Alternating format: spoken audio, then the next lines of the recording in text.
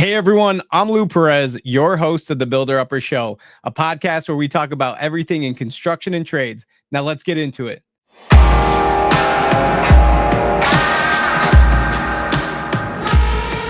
I would like to welcome our guest, Kevin Ellertson, president of Limitless Property Works. Kevin, how's it going? Great, Lou. Great. Thanks for having me today. Beautiful day to talk about construction. So thanks for having me on the show. Yeah, my pleasure. Beautiful day in Wisconsin as we're approaching the winter months. Absolutely. It's about to get cold out there, and everybody's got to get their projects lined up before we head into the holiday season here. Speaking of that, I mean, you're a busy man in construction. You're growing fast. You're a contractor that we met at the Milwaukee Happy Hour. It was at the Gathering Place down there in Milwaukee over a brew. And you had some interesting stories and interesting information. I think what really inspired this podcast was the background and growth of you and your company and everything that you're doing. So can I just start off by asking, when did you get into construction? Oh man, that's a long-winded answer, but I guess we'll start back at the beginning. My dad and my uncle flipped houses, did everything under the sun when it came into construction. When I was a little kid, so we didn't get Saturday morning cartoons. We got get up, get in the truck. We're gonna eat something, head to Menards, and we're gonna get to work. So, my brother and I, along with a couple of my cousins, were my dad and my uncle's free labor as kids. So we started learning young. And then through life, just always maintained an interest in the trades at that point. Um, Graduated high school in 2007, so there wasn't a whole lot of opportunity, obviously, after the great financial crisis to get into the trades, but did every other odd job under the sun, and then was working in Chicago for a sandblaster for a while and just kind of learning the ropes from a small business owner and an entrepreneur. And that really interested me. And at the same time, I was going to school for civil engineering, so kind of gathering information from all different, paths and routes and personal education in a school, and then just the good old-fashioned school of hard knocks, right? And then I ended up having an industrial accident. I took a good chunk out of my hand with a sandblaster, and I had to find a job, right? And like everybody else who wants to get out of the field, they go looking for an office job, and it was November, excuse me. And not a lot of people hire in November, in the general contracting world. So put out what seemed to be 300 applications for Indeed and Monster Jobs, and I had saved a business card from a gentleman who came in from Horizon Retail Construction at Gateway, where I was going to college, probably a year or two before. And I cold reached out to him with a resume, and I said, "Hey man, looking to get into the office, looking to stay in construction, looking to get out of the field and learn the anything of what you got in the office, right?" And I shot it out there, didn't know if I was going to hear back from him, and almost immediately, probably within 10-15 minutes, heard back from him, and he goes, "Hey, thanks for sending this over, expect to hear from my boss soon." And probably within the next 20 minutes I get a call scheduled for an interview. Went in, interviewed, and I didn't really care what the job was that they were going to offer me. I knew I was going to get an office job in construction, so to me it was great. So I took a job as a project coordinator and went to work and really started learning, I guess I would say, the art of general contracting. And I was there probably 2 months, and they had an opportunity to open up for a project manager. So I took it. I didn't do the math that I was making more as a coordinator because you worked a gazillion hours and got paid hourly, but didn't do the math on what they offered as a salary. I just knew I had a position, I had an iPhone, and I thought I was the man. So went to town, started learning general contracting, and Horizon Retail is a national general contractor based out of Sturtevant that builds everything from Victoria's Secrets to Edward Jones and anything and everything in between. So went to work and learned really hard for 6 years, and I do remember nonstop having work. And I had asked my boss one time, "Do you guys ever run out of work?" And he said, "That only happened once in 2008, and I laid off all my friends." Well, I finished all my work during COVID, and COVID, I had to do kind of the same thing, lay off a bunch of people that I considered friends. And eventually it kind of got tough out there. My wife and I had 4 kids at home. My twins were 6 months old, and my wife was taking care of our children. And like many people through COVID, faced a lot of financial hardships, reduction of income. Not a lot going on in the construction industry and the retail sector at that point. So I figured, well, I got to do something to feed all these kids. And I put out an ad for roto-tilling gardens. Very simple on Craigslist. Hey, I'll show up and roto-till your garden for $50. So I started doing that, and one thing led to another. People started asking me to do handyman work. Well, handyman work kind of turned into finding, remodel work. And I went and remodeled a condo for a woman over the course of 3 or 4 weeks, and I hired all my local construction friends who were laid off at that point, and we did a great, amazing job. And she said, "You should start a business." I was like, all right, good idea. Went home, told my wife, and did not get the answer I was expecting. I thought she was going to say, "You're crazy, stay with that paycheck. We have kids at home to feed." But she was ultra supportive. She said, "I think that's a great idea. You seem like you have the right personality. You should go for it. I'll go back to work and get us some insurance, so that way we got health insurance for the kids." And I took off and busted my butt every single day, started the business, founded it July 3rd of 2020, which pretty patriotic person myself, so lines up great. That Limitless birthday is lined up with America's birthday at that point. And went to work, started hiring guys out, and it turned from simple handyman projects to bathrooms to basements to kitchens, additions, garages, really doing anything and everything that involved general contracting at that point, and kind of building out a team, building out the processes. And late 22, early 23, we got the opportunity to participate in a project for an acquisition company that is under the Colliers umbrella. So they acquired a multifamily property down in Peoria, Illinois. They were really struggling to kind of get some of the CapEx projects done, get some of the units turned over. So I took 10 guys on the road with me, went down to Peoria. We flipped over about 40 units in about a 5 to 6 week period, helped them execute all the general contracting and CapEx projects out there, and really get them pointed in the right direction. And that allowed us to start a relationship with Colliers here in Milwaukee.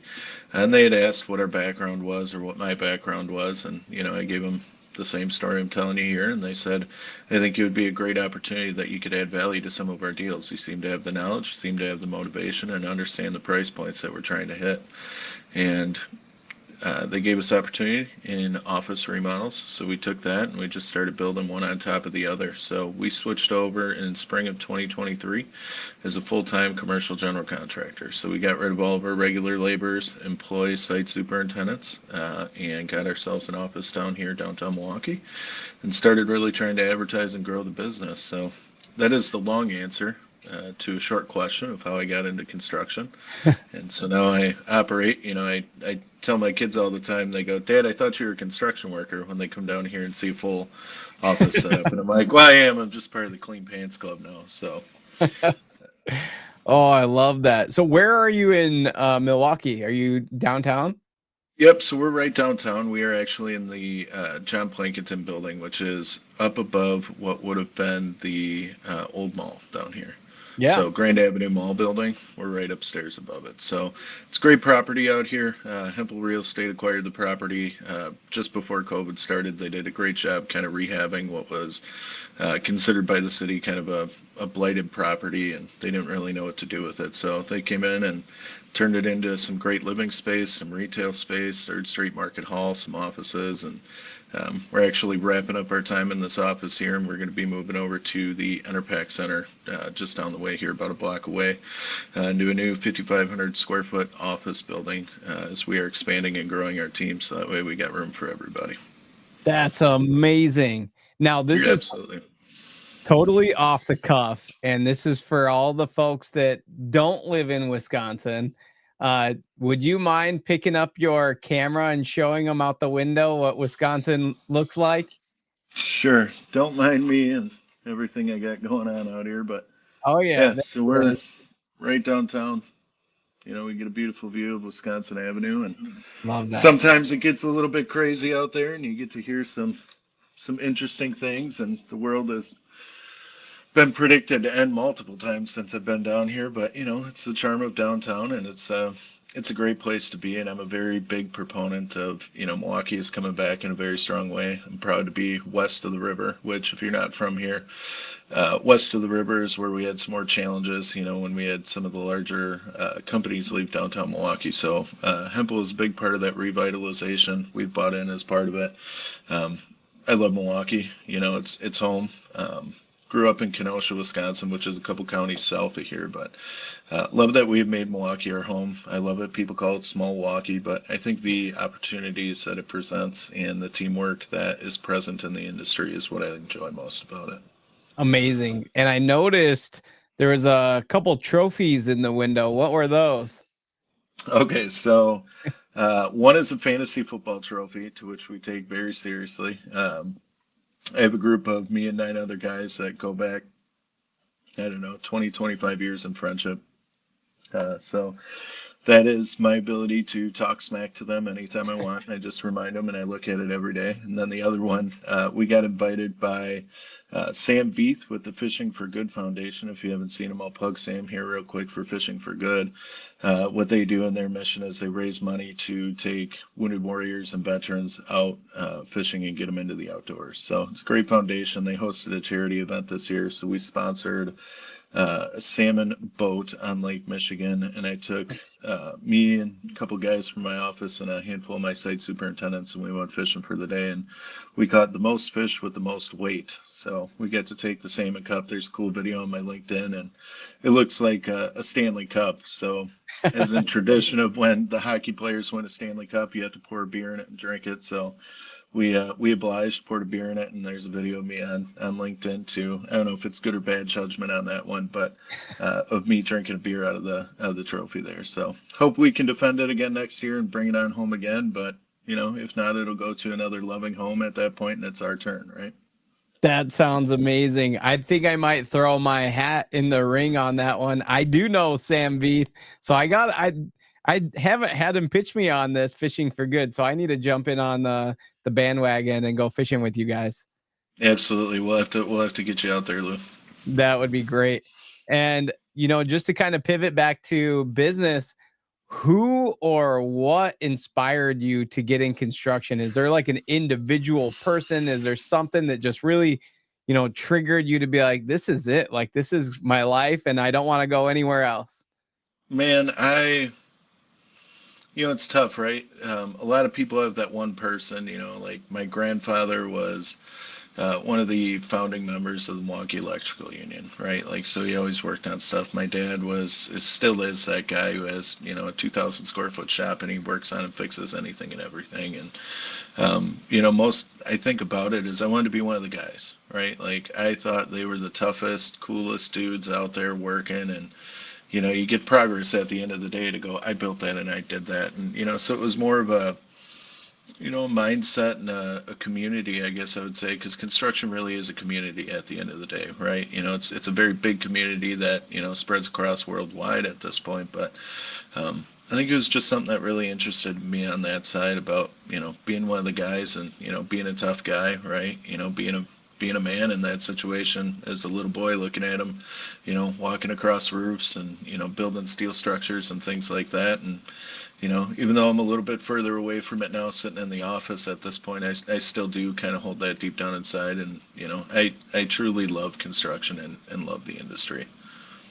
That's great. Like, it just doesn't leave you. You can't get away from it. No. At all. Do you go visit the job sites then, and it just kind of gives you that feeling back? I do. They give me a hard time with my clean boots and my hard hat that's got no blemishes on it. Like I remember being one of the guys in the field just looking at, the so to speak clean pants glove and look at him and go, no, man, but enough of my guys that work for me started with me at the beginning, so they definitely saw me throw the bags on, throw the work boots on, work, sweat, and bleed and suffer right alongside of them. So there's that respect, and as much as I like to think in my head I could step out of the cushy office world and throw the bags on and show them, I'm sure I would out of just sheer will, and the next day I'd pay for it, but definitely not afraid to still get my hands dirty. Yeah, every once in a while, the lion's got to come out of the den. You just got to know if you still got it, right? Yeah, no, that's good. I love it. So What is something that you know today that you wish you knew when you started? Oh, started the business or started construction? It can be either one. Oh man, let's stick business. Okay, so here's one thing when people always ask me that I tell them, right? Like if I knew what I knew today, I wouldn't have started then, right? Like you have to have some of that blissful ignorance, right? The old jump off the cliff is going to feel like falling until you're flying is a real thing. Um, Man, that's a good question. What I wish I knew now, or what I know now that I knew then. So is it just Yeah, jumping right in? yeah, just jump in, You're gonna Yeah. find out a lot of stuff along the way. Sorry, I was thinking there, but you're gonna find a lot of stuff out along the way. You're gonna find a lot out about yourself, right, when you jump off the cliff. Um, I'd say probably don't, and this isn't a don't scale your business too fast, but scale your business in the right way, right? Hire the right people at the right time. Supervise and inspect what you expect, and not just out of the work that you're looking for, but out of the people that you bring into the business, right? Understanding those relationships and not just going, okay, that's a construction professional, 20 years, I can hire him and not pay attention to him. It's like anything. You got to pay attention to what you're doing. Whether it's building a wall, walking on a roof, hiring people out, processing payroll, networking and presenting your self-image, right? Like you gotta really pay attention to what you're doing. So at the beginning, I wish I could have gone back and probably told myself to maybe pay attention a little bit closer. Maybe when it caused some of the headaches and financial pains that you experience early on. But at the end of the day, it's the mistakes and the pains that make you who you are today. So you got to experience every last little bit of it and just hope that you're good enough to overcome some of those challenges and then ultimately succeed. Yeah, that's some good insights. And I mean, you mentioned scaling. Do you have any secrets to scaling your business? Is there something that you've done where you're like, "Oh wow, this is really helping me grow?" I would say this, right? And I think people in construction really struggle with it, right? Like, because we're all blue collar guys. We're out here just doing the work and making it happen. And you don't see a lot of people, from this side who just make a pile of money and go, I'm going to start a construction company, right? Whether it's a service business or a general contractor, it generally starts with a blue collar guy who's, fed up or going, I can do this better myself, or I want to do it myself and jump out, right? Um, but it's that marketing piece, understanding, your image of who you are, understanding your guy's image of who they are.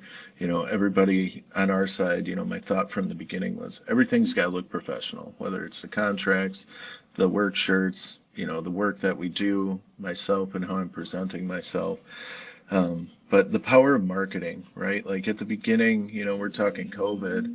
Um, Advertising on social media was still cheap, right? Like you could buy sponsored ads on Facebook for nothing and LinkedIn for nothing. And, people were still thinking that, hey, we advertise on TV, magazines, and radio and billboards, and that's it, right? And I want to say it was $150, and I ran an ad campaign between the 23rd of December and like the 4th of January, right? It was that period of like Friday night to the Monday morning where everybody went back to work and everybody is tired of their family and doom scrolling, right? And I figured everybody's on Facebook, right? Especially now it's pandemic, COVID, right? So I spent Yeah. $150 on advertising, and it was a very clean advertisement. You click on it and it's a lead funnel, and how can I help you? Can we schedule an estimate? And I think that $150 filled up my schedule for probably a good 6 or 8 months. Wow. So it's the power of advertising and putting your name out there. I think if you're a young business owner, you got to find out, where those lead funnels can come from at a cost effective rate, right? So look for those. And I mean, even though social media is a little more expensive than it was 5 years ago, it's still rather affordable. I mean, the cost of advertising in your own business, right? Getting on a radio or printed copy is a lot of money, or advertising at a sporting event is a lot of money, right? So find those valuable areas that you can spread the message and get in front of the right people. So I have a feeling that somebody's going to listen to this and say, "How did you create that ad? Like, what did they click on? What happened? Like, did you use So somebody? Did you do this by yourself?" Like, there's probably some people that want to unpack that a little bit. So there's a great saying, and it's a Tony Robbins saying, right? Like, you don't fail because of your lack of resources, you fail because of your lack of resourcefulness. I'll say that one again. It's Yeah. one of my favorites. You don't fail because of your lack of resources, you fail because of your lack of resourcefulness, right? Yeah. So I always coming from the commercial side, right? You take before and after pictures of everything, and you take progress pictures of everything. So I just took a couple of clean pictures. Facebook at the time had a tool that you could utilize that would help you create an ad, and then it linked to your website or linked to your DMs at that point. So, like the branding, I utilized Fiverr. I think I paid a guy in the UK like $100 to, do our logo and do our image, which is an infinity signal play on the Limitless. Um, and then utilizing some of the other people that I know in marketing and going, hey, what do you think about this? How does the grammar look? This is pre-chat GPT where you could go on there and say, I need an ad, give me one. So I'm sure if I look at it now, it's probably not as clean and beautiful as I would expect today, 5 years later. But for the time, it worked really well, and I put it out there. And it's when you get those messages, you got to respond to them. You have to absolutely pick up the phone and talk to them. Go to that site visit, even if it's not the right project for you at that point in time. You still have to go because you never know. Some of my best projects that I got out of that lead funnel were ones that I didn't think would lead to anything, no pun intended there, but I didn't think they would end up in amounting to anything. The ones that you think would never, spend the money on the residential sides are the ones that would shock you. The ones that sound like a simple project generally turn into the most complex projects, and the ones that sound like, hey, they don't want to do much, once you start talking to them and getting their vision, that's where you can get some really nice projects, and from that you can build more, right? You can gather more photos, you can gather more experience, you can gather more exposure. And then, the next one that we really did is the power of QR codes. Now they're everywhere. 5 years ago, it was still kind of a newer, not a lot of people doing them. So what I would do is I would create a QR code that I had on a sign that would go in somebody's front yard, and I called them nosy neighbor signs. So I'd upload photos every couple of days to that QR code so the neighbors would scan it and watch. Then they could see how we work. They could also see what was going on in the neighbor's house. And then we all have wives, in our home ownership journeys that are going, honey, I think we could do something like that. So it led to a lot of leads that way. Oh my gosh. Talk about snowball effect. That's Oh man, we just snowballed the ads. that's amazing. So you mentioned chat GBT and technology, has that been a big game changer for you and how you do your day-to-day business? Yeah, definitely. I'm gonna sound like an old man who's fighting the times when I'm like, hey, you got to still write it, right? Because at the end of the day, with like AI music and Chat GPT utilizing AI to write, copy out, or even on websites, our brains still realize it and can recognize it as, not totally genuine, right? Like it still has a little bit ways to go, but you have to utilize the technology that's around you. I think if we in our industry ignore what AI is doing and what some of the software technologies are utilizing with AI, I got a picture sitting here out next to my desk of when they built the Plankinton building, and they're using horse-drawn work trucks, and they're using pulley systems to pulley up for concrete, right? Or Yeah. you didn't have any power tools. So I think this is, the new quote unquote power tool of our industry, right? We have to learn to use them, and I think you have to welcome them in. We utilize Procore, we utilize Salesforce, we utilize QuickBooks, and then on the back of that, we do utilize a lot of the automation that goes with some of those systems that are out there, helping you out with data entry to free up your time to support your customers, helping you, kind of craft and clean up some of that marketing material on that side so you can spend more time on what matters, to where AI is not really going to step in and replace this human interaction that we're having, at least not that I foresee yet. 50 years from now, who knows what we're going to look at. But I think you can utilize the technology that you have out there so that way you can focus on the things that matter that you need to do personally on that side. So it's great, and like I said, I'm going to sound like the old guy and fight some of it, but I think every day we can implement more and more of it. And as we hire some of the younger people out of college who have now been educated and came up with it, they're showing me new things, and they bring new things into your business that add efficiency. So it's only going to add to the bottom line.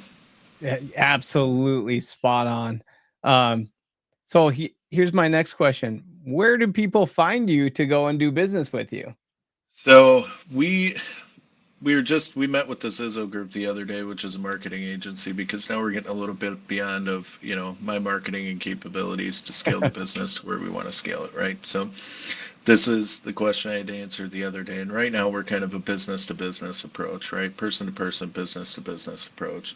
Not a lot of people need a general contractor, let alone a commercial general contractor, so we're in that. We're really narrowing down that area to where finding the people of when they need a commercial general contractor, not if they need a general contractor. So you can find us on the internet, obviously, by just Googling us at limitlesspropertyworks.com. We're all over LinkedIn. Growing the presence pretty steady and heavy on that. But we participate in a lot of local networking organizations. So we participate in CARW, so Commercial Association of Realtors Wisconsin, SIOR, which is another networking association for like industrial brokerage and industrial minded people, and then NIAP. Which I think everyone's pretty familiar with what NIAP is and what they are about. So we participate in all three of those organizations. And then we're always looking into going out to happy hours and meeting people. It's getting me in front of those people like yourself, right? Like we met at a happy hour. It's all about the networking that you can do at this point in our business and how we are. But I'll shamelessly plug us.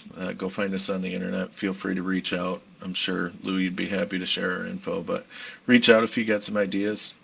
Got questions on which direction you should go. We're familiar from the path of all the way to inception to completion and occupancy. I was going to ask you, let's say you have a prospective client watching this show right now. What does that client look like? Who is your target audience, who you want to reach out to you? And what would you like to tell them if they're watching right now?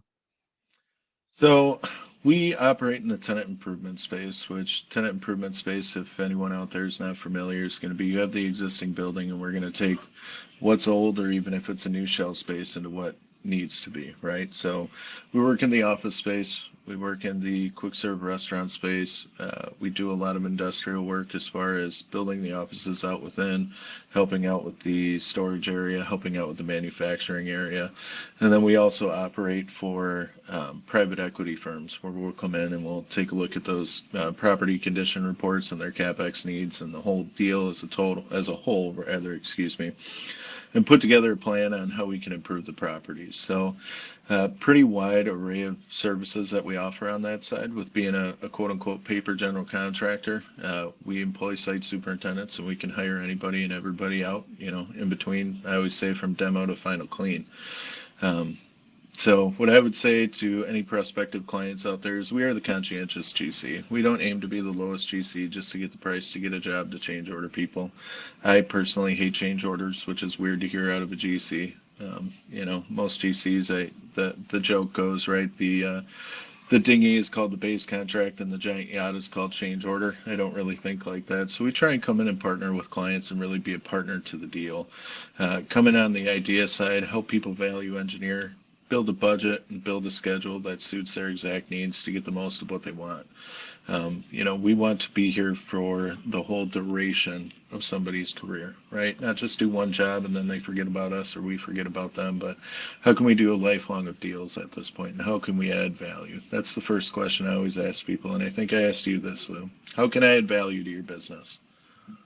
Who would have ever thought you've scaled this fast, you're this big in just a few years, and just not too long ago it was roto-tilling gardens. Like, Man, what a difference. I mean, it's like, what was that pitch when you were roto-tilling gardens? Now it's like a whole different story, a crazy big chapter where you're at Man, right you'll do now. anything when you get to feed your kids, right? When you get a wife and kids at home, you'll kind of do anything, and that's what it was at the beginning. And, we're still that way. There's stuff that I won't rototill your garden, to be fair. And every spring I always chuckle because somebody finds me through an old Facebook post, searching rototilling, and they go, hey, do you rototill gardens? I got the same cell phone numbers when I started, so I still have residential customers who will call me, and I got to let them down easy. Like, hey, I apologize. I don't really do that anymore. I get some great recommendations for you, but that's what you get for putting your number on Google and Yeah. Facebook, and but we're at that point where we'll take a look at just about anything, that's a good project size. Our kind of minimum cutoff on that size is, probably in that 40 to 50,000 range, to where we're looking at a light TI. Right now we just finished wrapping up a bid on, a $3 million plus project too as well. So it takes all Nice. types to make the construction company work. I tell people we're a young company, with years and years and, almost a century's worth of experience between me and all my associates. But, we're willing to pretty much take a look at anything at this point if it makes business sense for us and it makes business sense for our clients. We're in to do it, right? Yeah. That's amazing. So before we wrap up, do you have any advice for new construction owners that you'd like to share with our listeners? Oh man, that's kind of a loaded question too. It I is. love that one. Any advice? Like I was saying earlier, if I knew now what I knew back at the beginning, I don't think I would have started.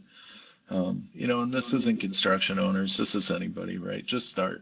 You're not going to be perfect. If you wait for it to be perfect, it's never going to be.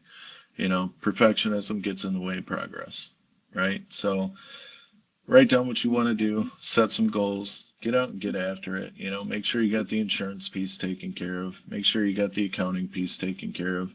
Take care of your people how you would want to be taken care of.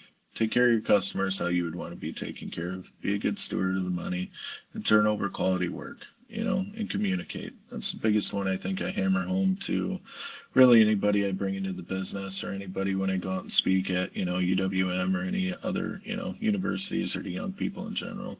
Pick up the phone, communicate, good, bad, or indifferent, right? The saying goes, good news is great, bad news is okay, but no communication is unacceptable. Mm. If you want to succeed in construction, pick up the phone, communicate with your people. Bad things are going to happen, change orders are going to happen, on unforeseen circumstances. But if you communicate and you follow through on that, people are going to spread that word like wildfire, and you'll have more people knocking on your door to add value to their deals and to your business faster than you'd ever know what to do with. But get started.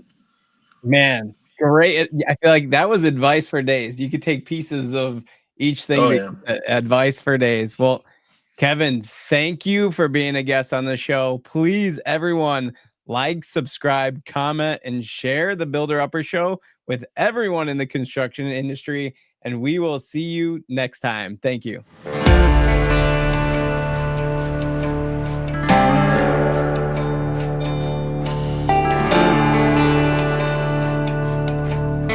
If you're a construction contractor and would like to appear as a guest on our podcast, write us an email. It's lou@lumberfi.com.